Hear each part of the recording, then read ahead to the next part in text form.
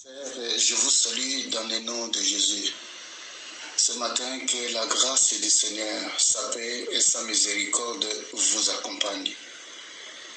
Le Seigneur nous permet que nous parlions de sa part, de pouvoir exhorter quelqu'un, de pouvoir édifier quelqu'un, de pouvoir construire quelqu'un et de pouvoir nous exhorter aussi les uns les autres. Et que cette parole touche, que cette parole transforme votre vie quotidienne. Ce matin, nous avons comme thème la bonne main de Dieu. Nous avons comme passage, c'est dans Esdras chapitre 8 au 18e verset. Je lis dans le nom de Jésus. Et comme la bonne main de notre Dieu était sur nous, ils nous amenèrent Chéribia, homme d'essence, d'entre les fils de Malki, fils de Lévi, fils d'Israël, et avec lui ses fils et ses frères, au nombre de 18. Frères et sœurs, c'est Esdras qui était sacrificateur et scribe, qui a écrit ce passage que nous venons de lire et qui a écrit les livres qui a son nom, qui portent son nom. Dans ce livre, il met l'accent sur la reconstruction du temple. Notez pour votre information, dans la Bible hébraïque, les livres d'Esdras et de Néhémie n'ont qu'un seul livre. Jusqu'au 15e siècle, frère, ce livre est mis sous le nom d'Esdras. Mais dans notre Bible actuelle, il y a eu une séparation, c'est-à-dire la séparation des deux auteurs, Esdras et Néhémie. Mais ce qui est important pour nous ce matin, c'est ce que Esdras a dit. Il a dit la bonne main de Dieu était sur lui pour la reconstruction du temple. Le but ultime d'Esdras, poussé par la main de Dieu, était justement la reconstruction du temple. Mais ce temple, c'est le temple que nous voyons comme bâtiment. Mais par contre, pour toi et pour moi, la Bible nous dit, la Bible déclare que ne savez-vous pas que vous êtes le temple du Dieu vivant, c'est-à-dire votre corps est le temple du Dieu vivant.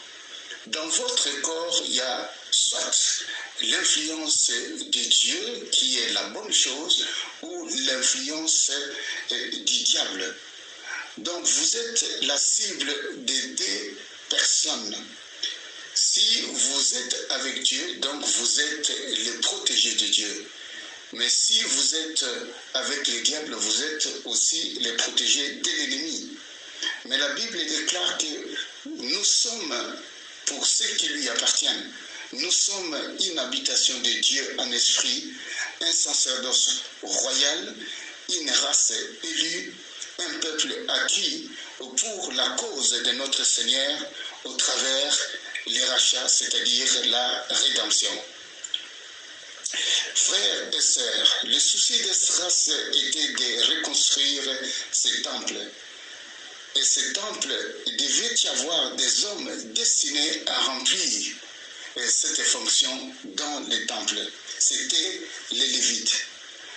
Mais nous regardons, si nous voyons le contexte de ce que nous venons de lire, nous allons voir que Esdras avait constaté quelque chose. Il a constaté qu'il y avait un peuple d'une part, il y avait aussi les sacrificateurs d'autre part. Mais il manquait quelque chose de plus important. Il manquait quoi? Il manquait les Lévites. Alors, il a fallu que Esdras puisse faire une grande chose, puisse faire des recherches afin de localiser les Lévites, afin que ces Lévites puissent venir et conduire à bon escient les services cultuels. Comme Dieu, frère, il est souverain, il est tout-puissant, Esdras est parvenu à localiser la famille des Lévites. C'est la raison pour laquelle de cette parole d'Esdras que nous venons de lire dans Esdras chapitre 8 au verset 18, il dit « La bonne main de notre Seigneur était sur nous. La bonne main de notre Dieu est sur toi ce matin. La bonne main, la main puissante de Dieu est sur ta famille. » Frères et sœurs, devant des grandes situations, que ce soit dans le ministère, que ce soit dans la famille, que ce soit dans les affaires, je vous exhorte, je vous encourage, ne prenons pas des décisions hâtives ou ne prenons pas des décisions à l'emporte-pièce. Attendons la main de Dieu. Je voudrais autrement formuler, frères et sœurs, au milieu des circonstances menaçantes, recherchons la main de Dieu pour nous soutenir, car c'est dans ce moment-là que nous avons besoin de sa force surnaturelle. Frères, le diable essaiera toujours de nous piéger, de nous vaincre. Mais nous savons que nous sommes plus que vainqueurs, car la parole de Dieu déclare que celui qui est en nous est plus grand que celui qui est dans le monde. Alléluia. Soyez assurés, frères, que Dieu ne nous laissera jamais affronter plus que ce que nous pouvons supporter. Et la Bible déclare quelque part, car ainsi dit le Très-Haut, dont la demeure est éternelle et dont le nom est saint. J'habite dans les lieux élevés et dans la sainteté, mais je suis avec l'homme contrit et humilié, afin de ranimer les esprits humiliés, afin de ranimer les cœurs contrits. Frère, Dieu est toujours là dans des situations difficiles. Dieu est toujours là dans des situations inextricables. La Bible déclare « Ton cœur est contrit par les charges d'une situation. » Frère, si ton cœur est contrit par les charges d'une situation, je voudrais ce matin t'encourager, encourager ton âme, encourager ton esprit, pour que ton temple puisse être fort, c'est-à-dire ton corps tout entier. Comme Esdras l'a fait d'une façon naturelle, de la même manière, je voudrais que ce matin, te booster, frère, que tu puisses être fort, que le Dieu qui est le Dieu Tout-Puissant, comme sa parole déclare, il viendra ranimer les esprits humiliés. Il viendra ranimer les cœurs contrits. Si ton cœur est contrit, Dieu est là. Dieu regarde ceux qui sont humiliés.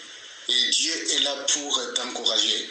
Voilà pourquoi il faut attendre le temps de Dieu. Il est la solution. Il est ta solution et ma solution. Lui-même, Yahweh déclare que je suis avec l'homme contrit et humilié. Il est avec toi. Il est avec moi. Il va t'aider.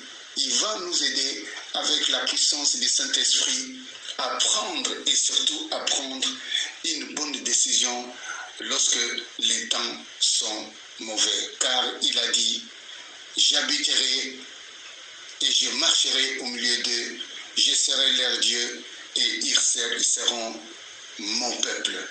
Nous allons prier.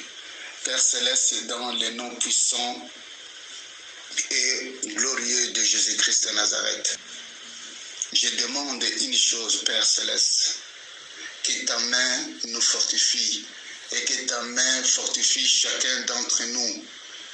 Je prie, Père Céleste, que nous expérimentions, Père, tous ta puissance surnaturelle dans nos vies, dans nos affaires, dans nos familles, au nom puissant de Jésus-Christ de Nazareth. Que le Seigneur vous bénisse. Amen.